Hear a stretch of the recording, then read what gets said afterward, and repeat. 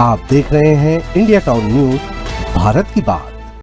रीवा जिले में पुलिस और बच्चों की दोस्ती का अनोखा नजारा देखने को मिला, जहां जिले के अमरिया थाने में गुलाब देकर बच्चों ने पुलिस से दोस्ती का हाथ बढ़ाया। बच्चे काफी देर तक पुलिस वालों के साथ खेलकूद में व्यस्त रहे। वहीं बच्चों की खिलखिलाहट और भोली मुस्कान ने थाने को गुलजार कर दिया। रीवा जिले के अमहिया थाना परिसर शनिवार को मासूम मुस्कानों से गुलजार हो गया। यहां विद्यालय के बच्चों को पुलिस और थाने की कार्यप्रणाली की जानकारी देने के लिए विशेष भ्रमण कराया गया। शुरुआत में बच्चों के चेहरे पर पुलिस का खौफ नजर आ रहा था, लेकिन जैसे ही पुलिस कर्मियों से उनका सामना हुआ, माहौल बदल ही गया। छात्र छात्राओं ने गुलाब भेंट कर पुलिस से दोस्ती का हाथ बढ़ाया। कुछ ही देर में बच्चे थाने के अंदर खेलकूद में रम हो गए।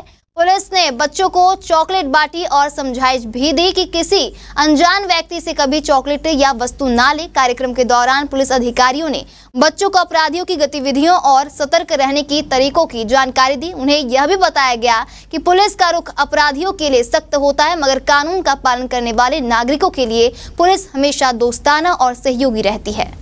तो यहाँ थाने लेके आई, क्या चीज करेगा? सर, ये सोशली एक प्रोग्राम था। बच्चों को पुलिस के लिए अवेयरनेस सिखाने के लिए लाए थे कि बच्चों को पुलिस से डरना नहीं है, और जो पुलिस को देख के घबरा जाते हैं ना बच्चे, तो वो नहीं करना है उनको। पुलिस हमारी सहायता के लिए होती है, और ये एक ऐसे रियल हीरोज है जो हमारे हर उसमें काम आते हैं।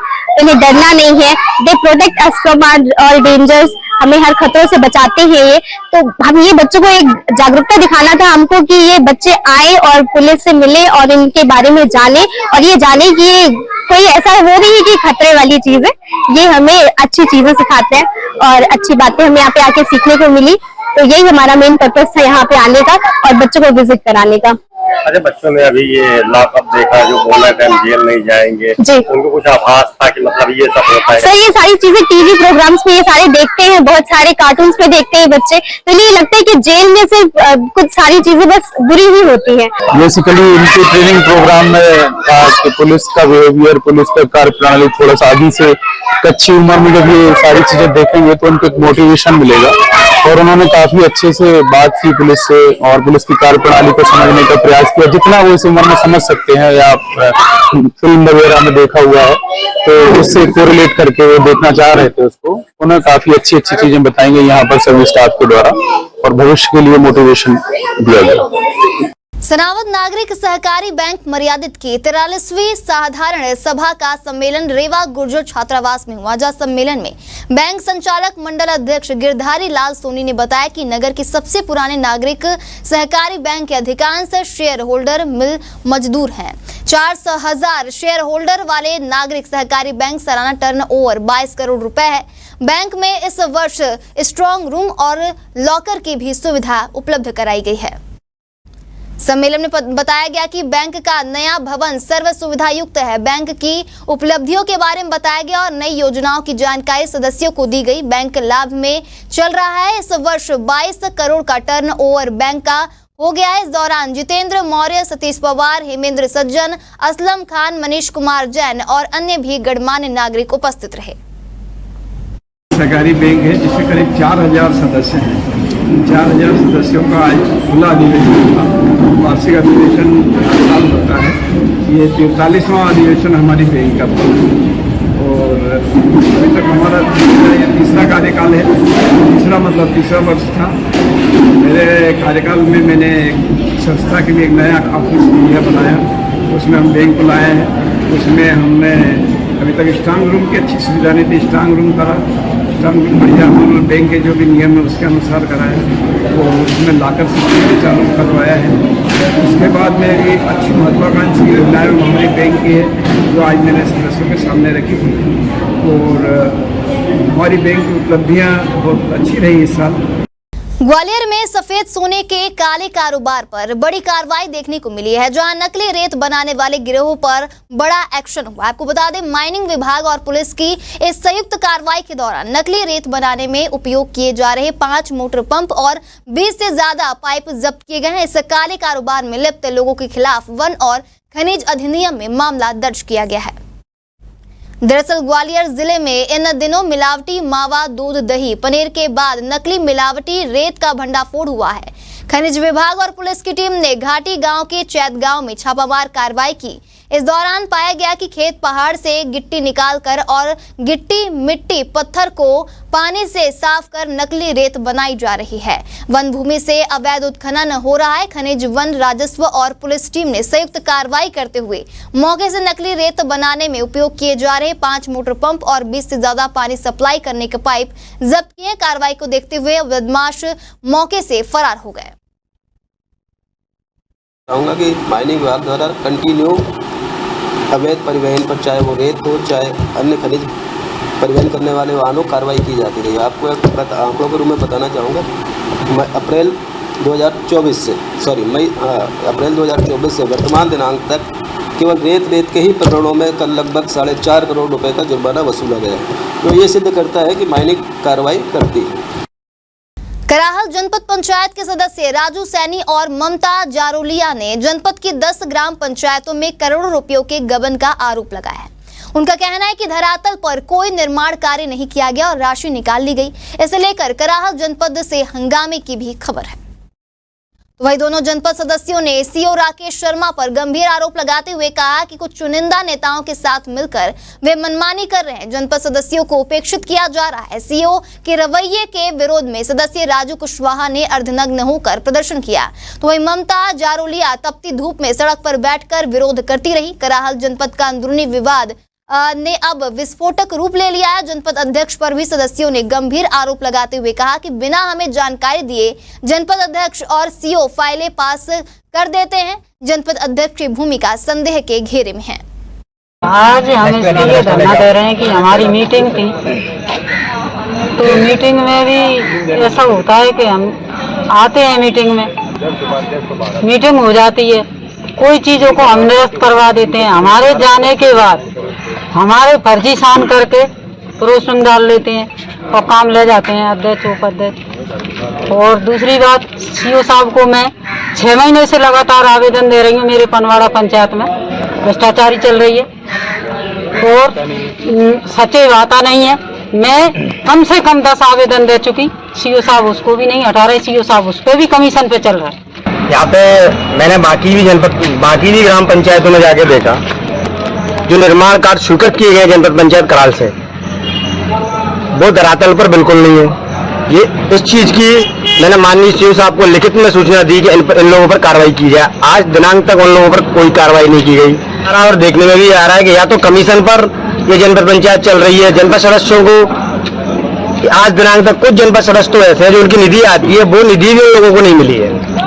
शायद ऐसा लग रहा है कुछ चुनिंदा नेताओं के साथ है जनपद सीओ।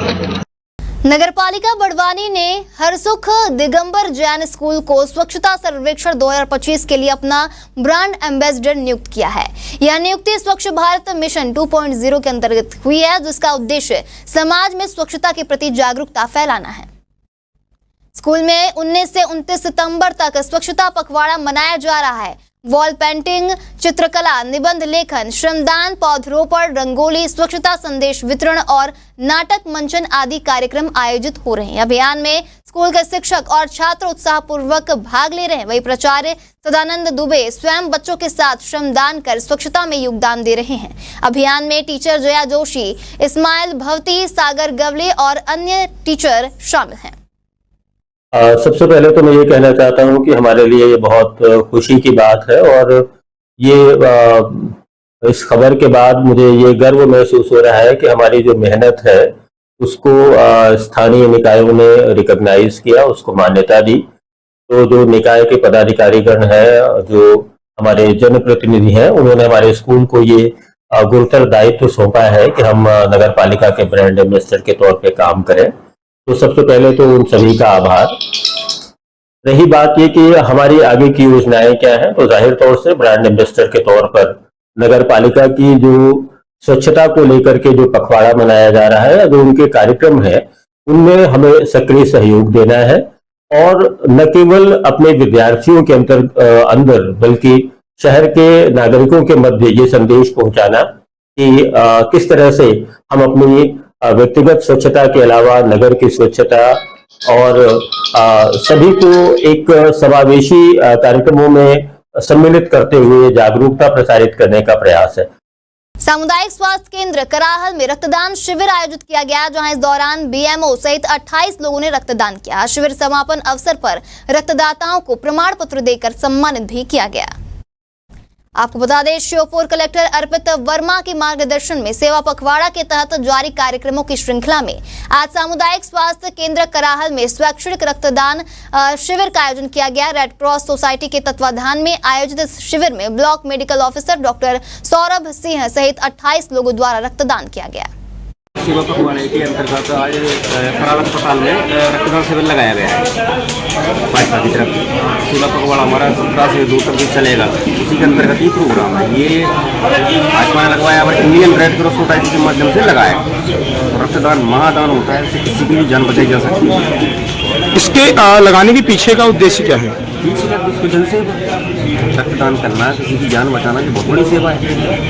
ये बहुत ही सुंदर कार्य है, किसी की जान को बचाना।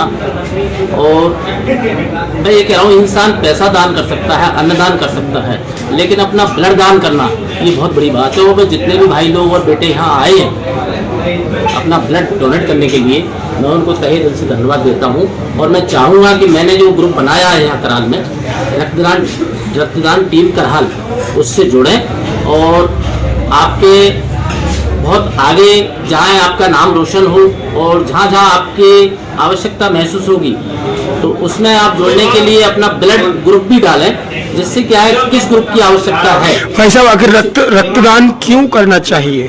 नहीं, रक्तदान से अपना पहली बात तो क्या है, अपना जो ब्लड है शरीर का उसकी जांच अपने आप हो जाती है। देखिए 17 सितंबर को देश के यशस्वी प्रधानमंत्री नरेंद्र मोदी जी का जन्मदिन के अवसर से 2 अक्टूबर महात्मा गांधी और लाल बहादुर शास्त्री की जयंती तक ये भारतीय जनता पार्टी के द्वारा पूरे देश में सेवा पखवाड़ा मनाया जा रहा है। उसी के क्रम में युवा मोर्चा के द्वारा ब्लड कैंप लगाने का जिम्मेदारी युवा मोर्चा और पार्टी संगठन को है।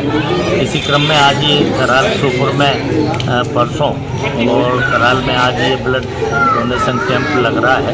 इंडियन रेड क्रॉस सोसाइटी के माध्यम से कराल अस्पताल में रक्तदान शिविर लगाया गया है। इसमें लोग बढ़ चढ़ के हिस्सा ले रहे हैं और अपना अपना रक्तदान कर रहे हैं। रक्तदान महादान होता है, ये किसी की जिंदगी बचाने के लिए अनमोल दान है। इससे किसी की भी जिंदगी बचाई जा सकती है। भाजपा के द्वारा यह मुहिम क्यों शुरू की गई है? आजकल देखते हैं कि रक्त की बहुत ज़्यादा कमी पड़ती है अस्पतालों में, तो ये रक्तदान वहाँ जाएगा, श्योपुर अस्पताल में मौजूद रहेगा। तो किसी भी ज़रूरतमंद को जब ज़रूरत पड़ेगी, कई गंभीर बीमारियों में या डिलीवरी टाइम आवश्यकता पड़ती है, तो रक्त उन ज़रूरतमंदों को काम आएगा, इससे उनकी जान बच सकती है।